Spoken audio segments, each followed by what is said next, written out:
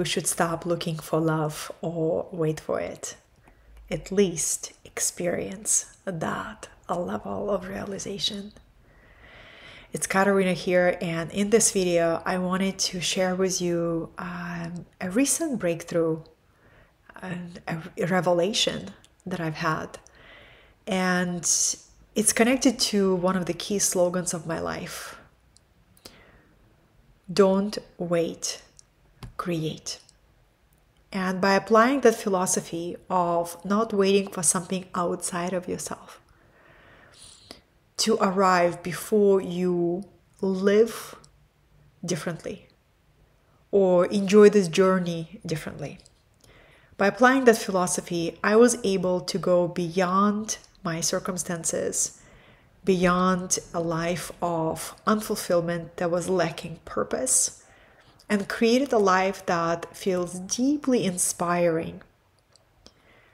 I wanted to share with you how I applied the same philosophy to romantic love.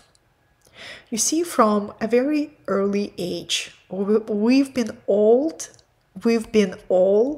sold a very specific storyline. There is only one soulmate, one special person that you need to find, or wait for that person to find you. And if you're lucky, or if you are perfect enough, or if you are ready or whatnot, when you find that person, then your life begins to be on a whole new level.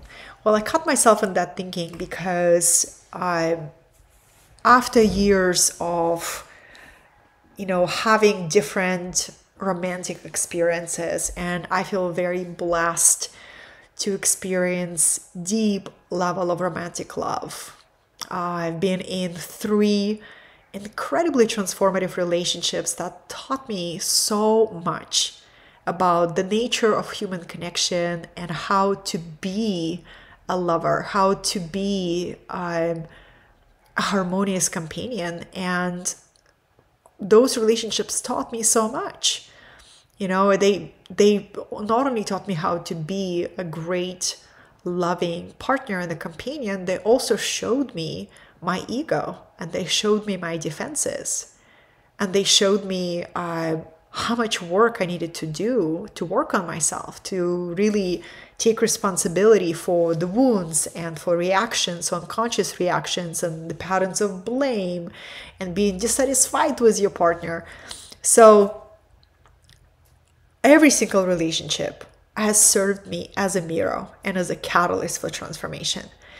And where I found myself lately is really arriving to a place in my life and on my journey where what I feel available for and ready for, or what I truly desire, is this deep sacred union. Not with some perfect person, but somebody who is vibrationally aligned with me. So if you are on the same journey, if you're looking for your lifelong companion, if you're looking for somebody to grow together, to expand your consciousness, to share life experiences, right? To be playful together and just to share this beautiful romantic experience, I wanted to share with you a trap.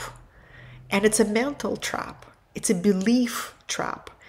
And it's basically this trap of longing, right? It's one thing to embrace that longing, to say, this is very human to seek companionship. Everything in nature seeks to bond with something, right?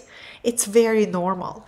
But it becomes a hindrance where we begin to live as if something is deeply missing from our life. So when it becomes to distract us from fully opening our heart to the present moment. And that is what I'm addressing here.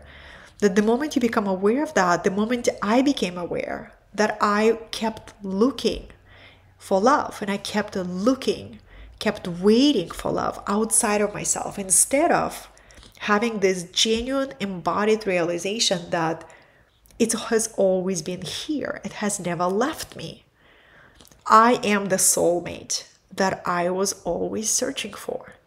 And really to realize that not on the level of intellect, but as a cascade of inner freedom, where you begin to laugh at this intellectual tendency, the tendency of your intellect. That's what I was trying to express. The tendency of our intellect, of our mind, to search for fulfillment outside of yourself, right?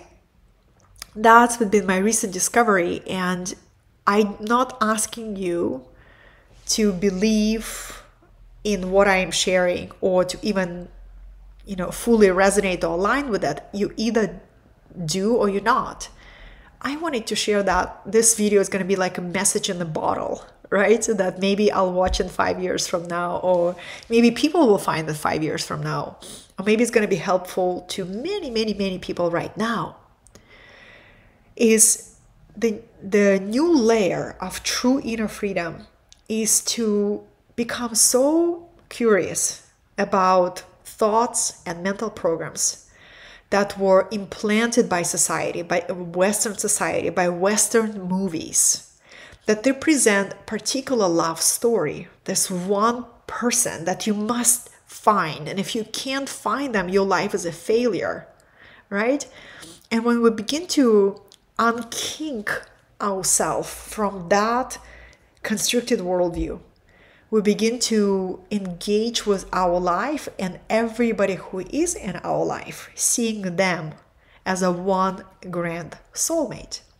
And we begin to self-source fulfillment from within. We begin to come back to that inner soulmate. And what it does, your energy becomes more magnetic. Because when you don't want anything from anybody, when you don't have that needy energy, when you go and have lunch with somebody and you don't have a thought in the back of your mind, maybe this is my soulmate, maybe this is the one, like that energy is felt. We can't hide it. We're becoming more and more energetically sensitive to each other. So if you give this a contemplation that feels resonant for you, when you realize the moment you stop seeking or waiting for love, you begin to discover that it's always been here. And you begin to redefine your understanding of love. What is love? What I'm noticing, love is the energy of giving.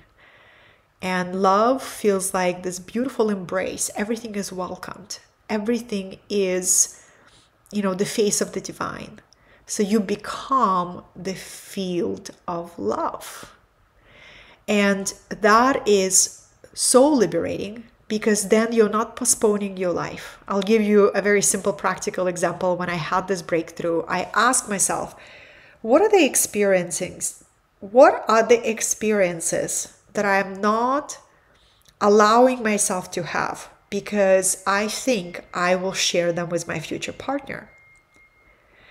And they're simple experiences, right? Things like going to a symphony and having a beautiful experience at a museum, because I love arts, I love classical music.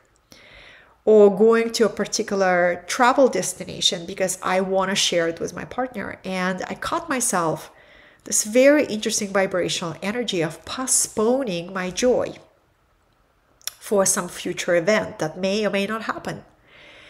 And it was such a beautiful breakthrough, and I decided to not do it anymore. I took myself to a symphony this last week, and it was so fulfilling. I cried for like 10 minutes. The tears of ecstatic bliss were running on my face because the music moved me so deeply. Now, when the music moves your soul, it opens up your heart, it heals you.